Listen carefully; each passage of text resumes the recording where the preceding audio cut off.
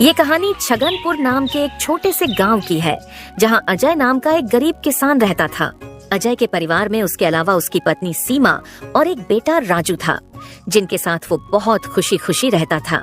अजय के पास गांव में अपनी एक जमीन थी, जहां पर खेती कर वो अपने घर का पालन पोषण करता था। परंतु अब उसकी वो जमीन पहले की तरह उपजाऊ नहीं रही थी। धीरे धीरे उसकी जमीन से फसल की पैदावार भी कम होने लगी थी। एक दिन इसी चिंता में वो अपने जमीन के पास बैठा होता है और कमाने का कोई और जरिया सोचने लगता है। दिन प्रतिदिन मेरे इस जमीन से उगने वाली फसल कम होते जा रही है। लगता है मुझे अब कोई दूसरी जमीन लेकर काम करना होगा, या तो कोई और जरिया ढूंढना होगा कमाने का। पर अब मैं इस जमीन के भरोसे नहीं रह सकता हूँ। चलो एक बार चल के सीमा से राय लेकर देखता हूँ वो क्या कहती है इस बारे में। अजय तुरंत खेत से अपने घर की तरफ चल पड़ता है। घर पहुंचकर वो सबसे पहले अपनी पत्नी सीमा को आवाज लगाता है। सीमा जरा यहाँ आना, तो तुमसे एक जरूरी बात करनी है। अजय की आवाज सुनकर सीमा वहाँ आ जाती है। बोलिए, आपने मुझे बुलाया क्या? हाँ सीमा, मुझे तुमसे एक जरूरी विषय पर बात करनी है और तुम्हारी राय जाननी है। हाँ बोलिए, क्या बात है? सीमा, तुम तो जानती हो हमारी जमीन अब पहले की तरह इतनी उपजाऊ नहीं रही है, और अगर मैं ज्यादा खाद वगैरह डालने की कोशिश करूंगा तो कहीं उसकी मिट्टी और खराब ना हो जाए। इसलिए सोच रहा हूँ कि कुछ समय के लिए उस जमीन पर खेती करना छोड़ दूं। हर साल थोड़ी थोड़ी खाद उसमें डालता रहूंगा, जिससे कुछ सालों बाद वो पहले की तरह उपजाऊ हो जाएगी। फिर उसमें खेती करना शुरू कर दूंगा। हाँ, ये ठीक रहेगा। इससे आपकी जमीन भी सही रहेगी और उसमें उगने वाली फसल भी। हाँ, पर तब तक मैं क्या करूं? क्योंकि मेरे पास दूसरी तो कोई जमीन नहीं है, तो घर का खर्च चलाने और राजू के पढ़ाई के लिए कहाँ से पैसे जुटा पाऊंगा? आप एक काम क्यों नहीं करते, एक बार जाकर गांव के जमींदार काका से मिल लीजिए।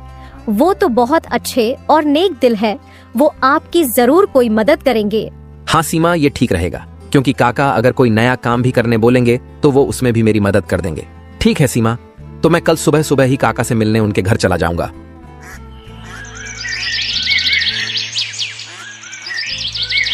अगली सुबह अजय जमींदार से मिलने उसके घर के लिए चल पड़ता है। जमींदार के घर के बाहर पहुंचकर वो जमींदार को आवाज लगाता काका, है। क्या आप घर पर हो? अजय की आवाज सुनकर जमींदार बाहर आता है। अरे आओ अजय बेटा, बोलो क्या हुआ? कुछ काम था क्या? हाँ काका, आपकी एक मदद चाहिए थी। हाँ बोलो ना बेटा, मैं किस प्रकार तुम्हारी मदद कर सकता हूँ? अजय फटाफट से जमींदार को अपने खेत की हालत बता देता है। तो इसमें परेशान क्या होना बेटा? काका, मेरे पास एक ही जमीन है जिस पर खेती कर मैं अपने घर का खर्च चलाता हूँ, और मैंने आज तक खेती के अलावा कोई दूसरा काम भी कभी किया नहीं। तो अब यही नहीं समझ रहा है मैं क्या करूँ। बेटा, खेती के अलावा दूसरा काम क्यों करना? तुम एक काम करो, मेरे पास गांव के बाहर एक जमीन है, तुम उस पर खेती करो। काका, पर इससे तो आपका नुकसान हो जाएगा। नहीं बेटा, कोई नुकसान नहीं होगा। इसी बहाने तुम मेरी जमीन की देख रेख भी करोगे, क्योंकि अब तो मेरी उम्र भी हो गई है और मेरा बेटा भी शहर में रहता है, तो इससे तुम्हारा भी भला हो जाएगा और मेरी भी थोड़ी जिम्मेदारी कम रहेगी।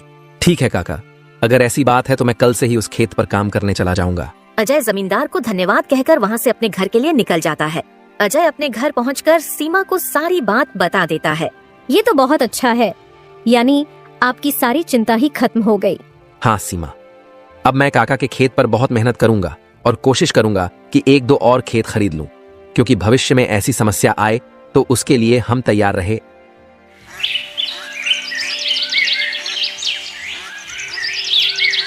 अगली सुबह अजय जमींदार के खेत पर काम करने निकलने वाला होता है तो सोचता है, काका की जमीन गांव के बाहर है, तो शायद शाम को आते आते देर हो जाए, इसलिए सीमा को बोलकर जाता हूँ। सीमा, जरा यहाँ आना तो। अजय को बुलाता सुन सीमा वहाँ आती है। बोलिए, आपने बुलाया मुझे? हाँ सीमा, सुनो, काका का खेत गांव के बाहर है, तो मुझे शाम को घर लौटने में थोड़ी देर भी हो सकती है। तो अगर मुझे देर हो जाए तो तुम और राजू खाना खाकर सो जाना। ठीक है, पर अपना ध्यान रखना। और हाँ, 1 मिनट रुकना, मैं आपके खाने का डिब्बा लेकर आती हूँ, वो लेकर ही जाना। फिर क्या था, अजय अपना खाने का डिब्बा लेकर गांव के बाहर वाली जमीन पर काम करने चल पड़ता है। चलते चलते कुछ समय बाद वो गांव के बाहर वाली जमीन पर पहुंच जाता है। चलो, अब पहुंच गया हूँ तो फटाफट से खेत पर काम करना शुरू कर देता हूँ। अजय अपनी कुदाल उठाकर खेत पर काम करना शुरू कर देता है। अजय को अभी काम करते कुछ समय हुआ ही था कि तभी पीछे से एक सांप आकर उसे काट लेता है। सांप के काटने के कुछ समय में ही अजय चक्कर खाकर वहीं गिर जाता है। यहाँ अजय सांप के काटने से बेहोश हो चुका था, पर गांव के बाहर होने के कारण उसकी खबर अब तक उसके घर वालों को नहीं चलती है। सुबह की अब रात हो जाती है और सीमा अजय का इंतजार कर रही होती है। माँ को इतने परेशान देख राजू पूछता है, क्या हुआ माँ, पिताजी अब तक क्यों नहीं आए? बेटा, तुम्हारे पिताजी आज काम करने जमींदार काका के गांव के बाहर वाली जमीन पर गए हैं और उन्होंने मुझे बोला भी था कि उन्हें आते आते देर हो जाएगी, पर अब कुछ ज्यादा ही समय हो गया है। माँ, आप क्यों फिक्र कर रही हो? पिताजी ने जब बोला था कि उन्हें आने में देर होगी तो कुछ सोच समझ कर कहा होगा। एक काम कीजिए, आप जाकर सो जाइए। राजू की बात सुनकर सीमा अपने कमरे में सोने के लिए चली जाती है। अगली सुबह भी जब सीमा देखती है कि अजय अब तक घर नहीं आया है, तो परेशान होकर वो सीधा जमींदार से मिलने उसके घर की ओर चली जाती है। सीमा जमींदार के घर पहुंचकर उनसे अजय के बारे में पूछने लगती है। नमस्ते जमींदार काका। नमस्ते बेटी, बताओ कैसे आना हुआ? काका, अजय कल आपके गांव के बाहर वाले खेत में काम करने गए थे, पर अब तक घर नहीं आए हैं। क्या कहा बेटी? अजय कल गया था और अब तक घर नहीं आया? हाँ काका, उन्होंने मुझे कहा था कि खेत गांव के बाहर है तो आते आते रात हो जाएगी, पर अब तो रात की सुबह हो गई, पर वो अब तक नहीं आए हैं। चिंता मत करो बेटी, मुझे थोड़ा समय दो, मैं अभी किसी को भेजकर पता लगाता हूँ कि अजय कहाँ है। जमींदार तुरंत अपने घर में काम करने वाले घनश्याम को अजय को देखने अपने खेत पर भेजता है। कुछ समय के बाद घनश्याम जमींदार के खेत पर पहुंच जाता है और वहां का दृश्य देखकर वो परेशान हो जाता है। ये क्या, अजय का तो पूरा शरीर नीला पड़ चुका है। मुझे लगता है इसे किसी सांप ने काटा है। मुझे तुरंत जमींदार जी को ये बात बतानी पड़ेगी। घनश्याम वहाँ से भागते भागते जमींदार के घर के लिए निकल जाता है। घनश्याम जैसे ही जमींदार के घर पहुँचता है, उसके कुछ कहने से पहले ही जमींदार उससे पूछने लगता है, क्या हुआ घनश्याम बेटा, तुम इतना दौड़ते हुए क्यों आए और क्या तुम्हें अजय मिला? घनश्याम जमींदार को सारी बात बता देता है जो उसने खेत में देखी थी। घनश्याम जब जमींदार को सारी बात बता रहा होता है, तभी वहाँ पास में खड़ी सीमा भी सारी बात सुन लेती है और रोने लगती है। घनश्याम, तुम सबसे पहले वैद्य जी को लेकर वहाँ पहुँचो, मैं सीमा बेटी को लेकर वहाँ आता हूँ। घनश्याम को वैद्य जी के पास भेजने के बाद जमींदार सीमा को समझाने लगता है। सीमा बेटी, पहले तो तुम रोना बंद करो और जल्दी से मेरे साथ चलो, क्योंकि तुम्हारे रोने से अजय ठीक नहीं होगा। फिर क्या था, जमींदार सीमा को लेकर अजय को देखने उसके खेत की तरफ निकल जाता है और घनश्याम वैद्य जी को लेने दूसरी तरफ निकल जाता है। जमींदार और सीमा जब वहाँ पहुँचे तो उन्होंने देखा अजय बेहोश हालात में खेत में गिरा था और उसका पूरा शरीर नीला पड़ चुका था। सीमा अजय के पास बैठकर रोने लगती है। तभी वहाँ वैद्य जी आ जाते हैं। वैद्य जी के आते ही सीमा वहाँ से हट जाती है और वैद्य जी अजय की हालत का जायजा लेने लगते हैं। क्या हुआ वैद्य जी, अब कैसी है अजय की हालत? देखिए जमींदार जी, मैं आपको झूठ बोलकर अंधेरे में नहीं रखना चाहता हूँ, पर अजय की हालत बहुत खराब है। वैसे तो मैंने उसे जहर को काटने वाली औषधि दे दी है, परंतु जहर अजय के अंदर कुछ ज्यादा समय तक रह गया है, जिस कारण वो प्रगाढ़ बेहोशी के हालत में चला गया है। प्रगाढ़ बेहोशी, ये क्या होता है वैद्य जी? प्रगाढ़ बेहोशी के हालत में व्यक्ति जीवित तो होता है, परंतु उसके बदन के हिस्से में हलचल नहीं होती है, और ये अब कब होश में आएगा ये भी नहीं कह सकते हैं। वैद्य जी, तो अब हम क्या करें?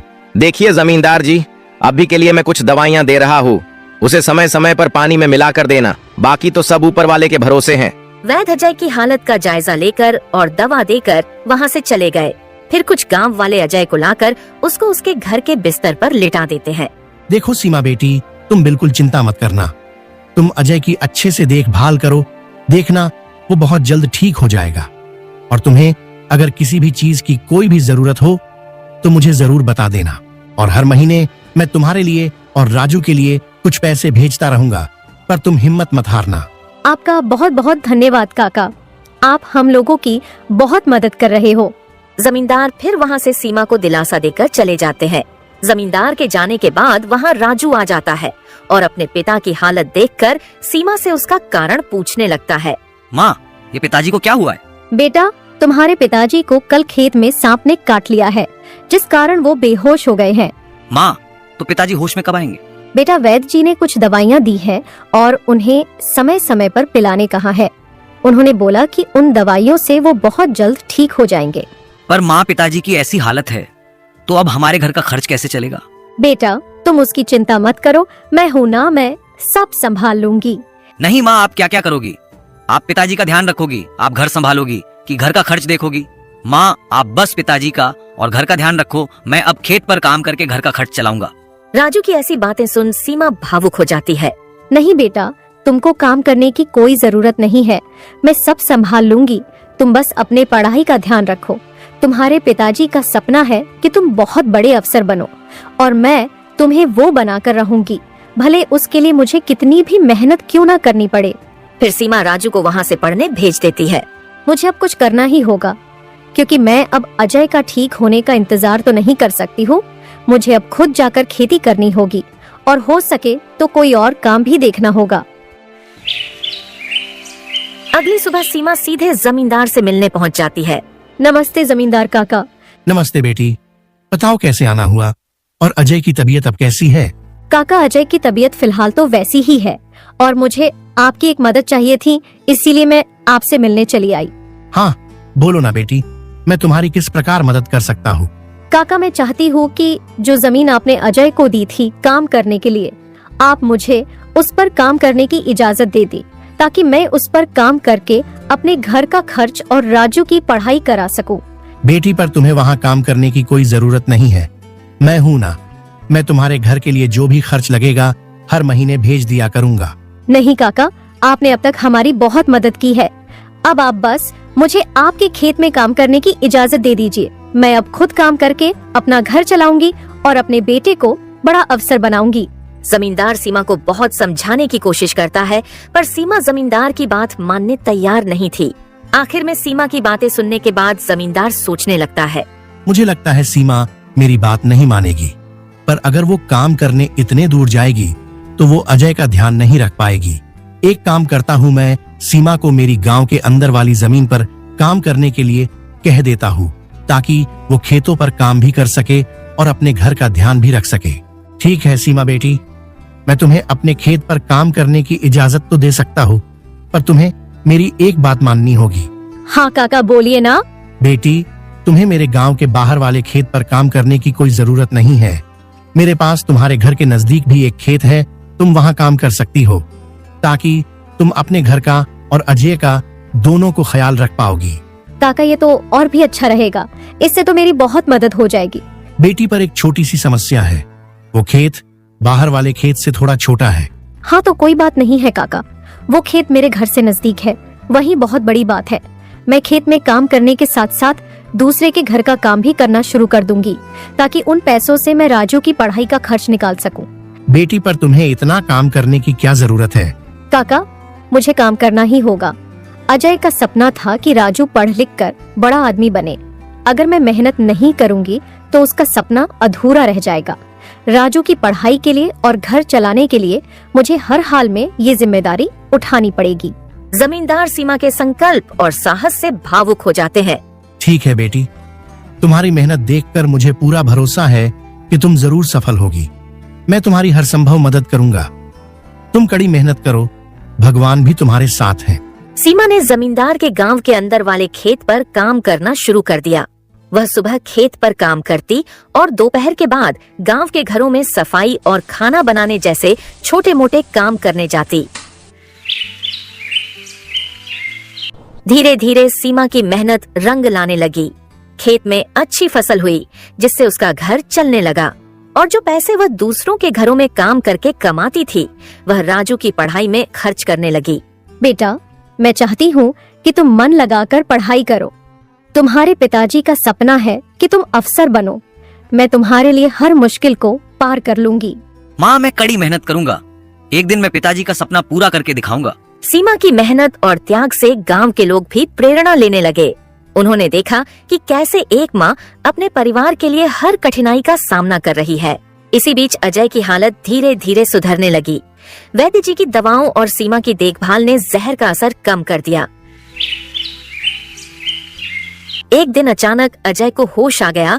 अजय को होश में आते देख सीमा बहुत खुश हो गई। अजय तुम्हें होश आ गया, भगवान ने मेरी मेहनत और दुआएं सुन ली। सीमा, मैंने तुम्हें और राजू को बहुत परेशान किया। नहीं अजय, तुम हमारी ताकत हो। जब तक तुम ठीक हो रहे थे मैंने हर जिम्मेदारी संभाली। और देखो अब सब कुछ ठीक हो रहा है।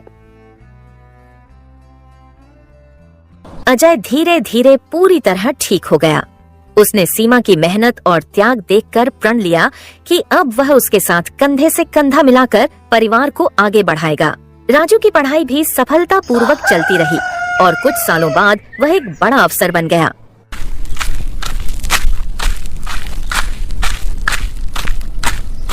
माँ, पिताजी, मैं आज जो कुछ भी हूँ वह आपकी मेहनत और त्याग के कारण हूँ। नहीं बेटा, यह सब तुम्हारी माँ का बलिदान है।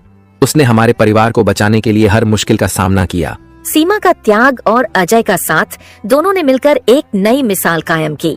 गांव वाले अब भी उनकी इस कहानी को आने वाली पीढ़ियों को प्रेरणा के रूप में सुनाते हैं।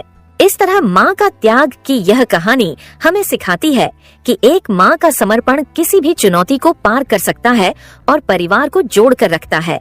दोस्तों, तो इस तरह की और शानदार और मजेदार कहानियाँ देखने के लिए हमारे इस चैनल को जल्द से जल्द सब्सक्राइब कर लें।